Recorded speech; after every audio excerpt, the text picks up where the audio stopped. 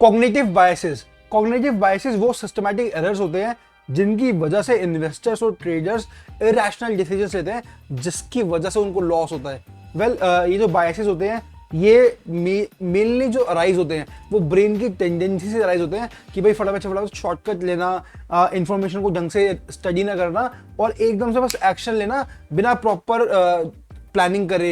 And वो जो judgements होती हैं उन एक्शन से वो फ्लॉड होती है एंड उनके चक्कर में लॉस होता है। आप खुद सोचो, अगर आप डेटा आपके सामने अवेलेबल है लेकिन मान लो आपको डेटा दिख रहा है, डेटा कुछ और कर रहा है, लेकिन आपका एक कंफर्मेशन बायस है कि नहीं यार ऐसा नहीं होता, और आपका अपने एक सेट ऑफ बिलीफ है, मतलब आपके सामने कोई चीज चल रही है लेकिन आप उसको इग्नोर कर रहे हो और अपने बिलीफ सिस्टम से ही आप ट्रेड ले रहे हो, तो कहीं ना कहीं वो एक कंफर्मेशन बायस हो जाता है।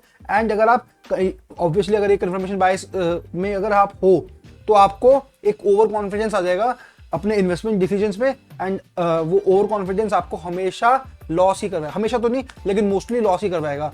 ऐसे बहुत सारे कॉग्निटिव बायसेस होते हैं एंड आपको स्टॉक मार्केट में जैसे बोलते हैं ना कि एक इमोशनल कंट्रोल होना बहुत जरूरी है, सेल्फ डिसिप्लिन होना बहुत जरूरी है, वो इसीलिए बोलते हैं कि एक कॉग्निटिव बायसेस कभी भी ट्रिगर ना हो।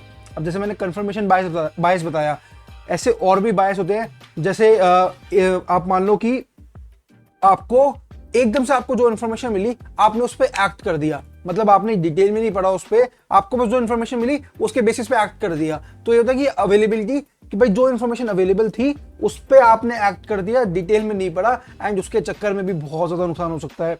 एक होता है जो कि सबसे ज्यादा कॉमन है, मतलब ये मैंने सबसे ज्यादा लोगों में देखा, इनफैक्ट मैं भी इसका शिकार था बहुत टाइम पहले। इसका नाम होता है संक कॉस्ट फैलेसी।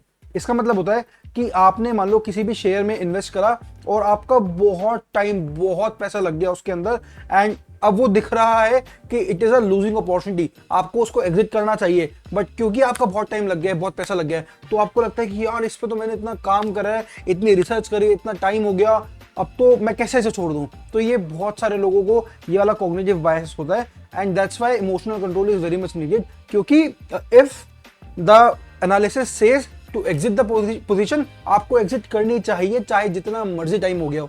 तो ये तो मैंने आपको 3 एग्जांपल्स दिए, ऐसे बहुत सारे कॉग्निटिव बायसेस होते हैं। तो आपको एक तरीके से आप इसको ऐसे मान सकते हो कि आपके इमोशनल कंट्रोल का एक टूल है। व्हेनेवर यू रियलाइज कि आप ऐसे कुछ बायस में एंटर हो रहे हो, आपको अवेयरनेस आ सकती है कि ओके मैं इस बायस के अंदर एंटर हो रहा हूँ, मुझे इस ट्रेड में अपना इमोशनल बायस साइड रखकर और लॉजिकली सोचना चाहिए। And when you get aware of these biases, आप देयर आर चांसेस कि आप लॉजिकल एक्शंस ले। एंड अल्टीमेटली स्टॉक मार्केट सिर्फ एक डिसिप्लिन की कहानी है। अगर आप इन बायसेस को जल्दी से रिकॉग्नाइज कर लोगे, उन पे एक्शन ले लोगे, तो आपके लॉसेस कम से कम हो सकते हैं, प्रॉफिट ज्यादा से ज्यादा हो सकते हैं।